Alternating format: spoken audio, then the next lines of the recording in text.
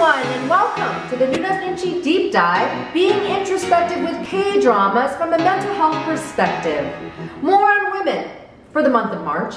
Today is the 1-year anniversary of the Atlanta, Georgia in the US spa shooting tragedy where 8 people were killed, 6 of them Asian women. In remembrance of today, I want to talk about coping with trauma. That's actually been the main topic I've been talking about, I would say, the last 6 weeks. And what better way to show it, specifically looking at how females in K-dramas coped with their trauma. I'm going to highlight 2 K-dramas.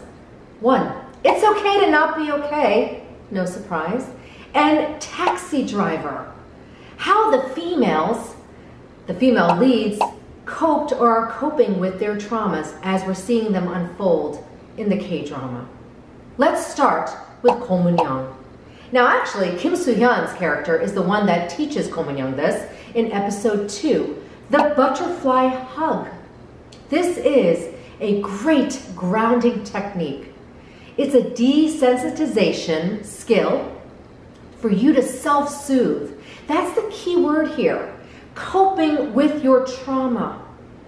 You need to understand what it looks like to self-soothe, soothing yourself through skills like the butterfly hug. Now he taught her like this. He kind of went behind her, if you recall, in episode 2, as you can see, and kind of went like this, and then asked her to start with taking a deep breath, and she kind of jokingly went, whew. It was kind of funny, right? But then he's like, no, do it again. And when you take a deep breath in, I'll pause on that to show you, taking a deep breath in, you start from your gut and you kind of go like an accordion up to your chest, expanding your lungs, okay? So your chest puffs out. That's an inhale. So you have all this breath to exhale out through your nose and mouth. You start with breathing, and he asked her to do that, Kim Soo-hyun's character. Ask Ko Moon-young to start by breathing. Why do you deep breathe? Or why is deep breathing important when it comes to managing your distress? Do you know? I'll give you a second. Tick tock, tick tock, tick tock. Now, perhaps some of you said, oh, it'll relax you, clear your head. That is all true. That's the result of deep breathing. But the purpose of deep breathing is to get that oxygen that was lacking back to the brain so you can think and be in control. To think of things like doing the butterfly hug when you're in distress, which isn't easy.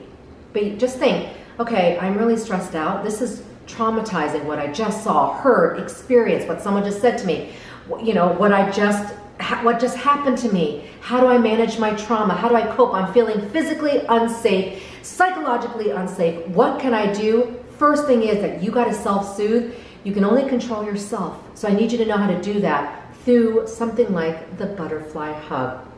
Now he taught her to go like this. My arms are short, doesn't work for me. So there's many ways to do this, and this, butterfly hug. And I'll talk about what that looks like, what you're gonna do. Or you can go a little lower, do the butterfly hug like this. Or the literal butterfly hug, hook your thumbs together like a butterfly, and you can do this, okay? Or when your arms get tired, which they can as you're doing this self-soothing skill for desensitization of trauma, you can go like this on your lap. You can see my lap. Now the whole point is you're gonna be tapping.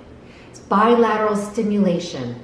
Again, to kind of get down grounded, de-stress, manage your distress, desensitize, right, your trauma, and self-soothe through tapping.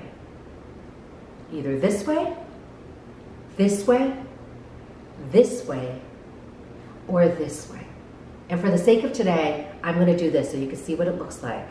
And you're doing bilateral stimulation through tapping. This is all up to you how you want to do it. Whatever you're comfortable with, okay? Whatever floats your boat, whatever works for you. This is for you to self-soothe, and whatever makes you feel better. To ground yourself. And tapping as you go along with it. Now, some people tap faster, and that's fine. In fact, when you feel the intensity of emotion, you might be going like this. And I do recommend, as you're doing it, to close your eyes. Again, it was very, very brief in episode 2 of It's Okay to Not Be Okay, but enough for me to be excited that they showed an eye movement desensitization, reprocessing therapy skill like the butterfly hug, which is really used well to manage, again, your distress, your trauma, to ground you, desensitize, self-soothe technique. So it just looks like this. Again, I'm going to the tapping that works for me. And after my arms get tired, because you might be doing this for a while to feel better and to ground yourself, and again, desensitize yourself. That does not mean you're removing yourself to avoid. It's about coping. Coping is the key word here, managing. There are times you do need to step back, ground yourself in the moment, which is the only thing you can control. My arms get tired and I go like this and I tap on my knees, okay? And again, at your own pace. Some people tap faster. Some people tap slower. This happens to be my pace. And you're breathing slowly, inhaling, exhaling to clear your mind and get yourself in a safe space, physically and emotionally, to help you think. Now, what I recommend as you do the butterfly hug, and you didn't see this, and It's Okay to Not Be Okay, but I like having you share, especially for women. It's difficult to do this. It's not easy. Affirmations to yourself. I am strong. I can do this. I'm smart. I'm capable. I am loved. I deserve to feel safe. I do not feel safe. I want to feel safe. I have a great support system. I'm good at what I do. I know I can do this. I believe in myself.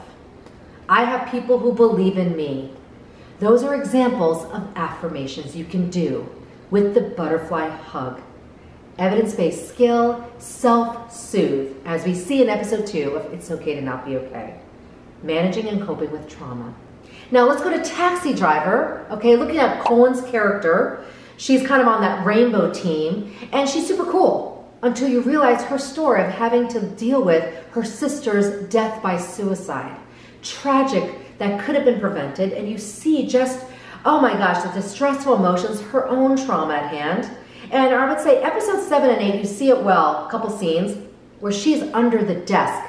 I believe it's her sister's room, under her sister's desk, literally cowering, crying, screaming, crying, wailing, okay, in distress. But let's be clear, it's also a way to cope by expression of emotion that can be intense, but maybe needed. So she needed that safe, calm space, and that's the second skill. For her, it happened to be under the desk, as you can see in episode 7 and episode 8. Where's your safe space? Let me demonstrate how to come up with that safe space. Perhaps you think of it right away. Oh, this chair I love in my living room where I can see the backyard.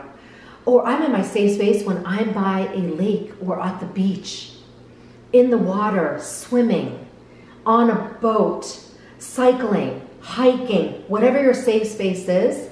You can envision your safe space by combining it with the butterfly hug. Where's your safe, calm space? Again, where do you feel calm and safe? For Cohen in Taxi Driver, she went under the desk. It was a comfortable, that's like think about it. You're under a desk, so you're under this shelter, physical shelter. And then she was wailing and crying. And yes, it was hard to watch, but it is coping. At the time, she needed to cry that out, scream even, until what got her out of it was a specific thing, pack of Band-Aids, that Lee Jae-hoon's character gave her out of friendship, out of care. And she recalled that, and that kind of brought her to that present moment of, I'm here, I'm coping, I am coping skill, but I feel better. And then she saw that Band-Aid box and brought it to herself. The memory of his smile going, here's Band-Aids, because her hands were all calloused from typing and searching. I need you to watch it. It's hard to watch, But learn from that skill. Where is your safe, calm space? Is it under something? Is it in the dark? Is it in the bathroom? It does help to be in this enclosed space. You know what mine is? Whenever I think about it, for some reason it's by a running river, water, creek, where I can hear the water sounds, and I hear it trickling, and I'm by it somewhere. For some reason I envision myself kind of in the woods with like a creek and like a stream, and I hear the water trickling, because you need to really highlight your 5 senses in that safe, calm space. Hearing, sounds, what you're seeing, even right before you, you see this lake, maybe you see some birds, I see some moss. Right now I'm envisioning this. I see some slippery rocks. You need to touch, I'm sitting on moss. It's a little wet, but it feels good because it's moss, but I feel secure. What do you smell? I smell a little bit of water. Is it like, maybe like that rock smell by the water? You know what I'm talking about? It's hard to describe. Envision that smell. What am I tasting? Well, usually I like chewing gum, so I happen to be at this moment tasting my cinnamon gum. That's an example of how you can really put yourself in that safe, calm space, like Cohen did in Taxi Driver, episode 7 and 8, under the desk. She was definitely absorbed in her 5 senses, even though you couldn't see that, but she was expressing them by crying and wailing, just for grieving the death of her sister, and just really experiencing up to that moment what she was doing, which was basically avenging her sister's death through her work with the Rainbow Taxi Company, which is super cool to see too. I don't always recommend avenging, but for her, it was just giving her the sense of hope that she was doing good for the sake of her sister, to help other people. That's how I look at it. So safe, calm space, where is it for you? Envision it. And it can be different each time. Some people it's right on the beach, maybe at sunrise and seeing the water, the ocean waves. That also comes to mind too. Some people it's hiking at the top of a mountain. Maybe it's with your kids. Maybe it's with your parents or friends. Wherever it is, it's your safe, calm space. Visualize it. And look at Taxi Driver as an example of coping, managing your trauma. Those are the 2 skills I want to highlight, again, in remembrance of today, to commemorate the 1-year anniversary of the Atlanta, Georgia spa shooting tragedy. Trauma is, I would say, at the forefront of a lot of our lives, but through a trauma-informed lens, you can live well with your trauma. You don't have to walk around with this big T on your head. Hey, I have trauma. No. You definitely want to validate your trauma. Know that it's there. You don't feel safe. And remember the affirmations I shared? I deserve to feel safe. We all deserve to feel safe and loved. And healing comes from that. But we need to understand what it looks like to self-soothe. And once we can self-soothe, because again, we need ourselves, we're the greatest people to cope. We're our greatest coping skills, our greatest mechanisms of coping. Then you have everyone else around you to help that you need to look out for. And that would be the second thing, self-soothing. And then I would say the external soothing of your friends, family, neighbors, colleagues. Sometimes you only need one that gives you that sense of safety and calm. Some people have many, but I want quality. So if you can only think of 1 to 3, great. Those are the people that also help you soothe. Self-soothing, your external soothing factors. Who are they? What are they?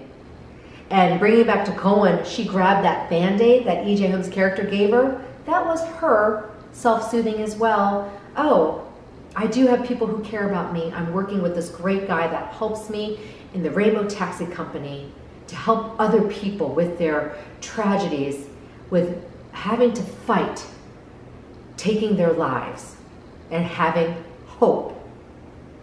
That is what my message is today. Coping with your trauma is an everyday process, part of mental health hygiene. Just as you would take a bath or take a shower, you need to take care of your mental health just as often, if not more. And in this day and age, more than ever, as I like to say, very much needed. Let's look at episode 2, It's Okay to Not Be Okay, Butterfly Hug, Coleman Young.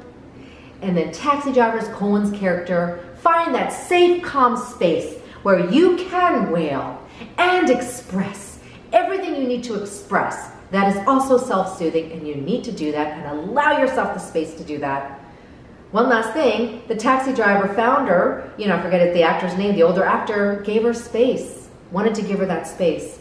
Folks, if you're watching this and feel like you don't know how to help people who have been traumatized, or you feel like, oh my gosh, I see this person that needs me, also give them the space they deserve. They need that space to understand how to self-soothe. They need to help self-soothe or soothe themselves. Coping, managing your trauma is daily mental health hygiene. Just remember, it takes practice. The butterfly hug, safe, calm space, deep breathing. Thank you for watching Noona's Noonchi Deep Dive. Please don't forget to subscribe to my channel and hit the bell button to get notified of new videos to come.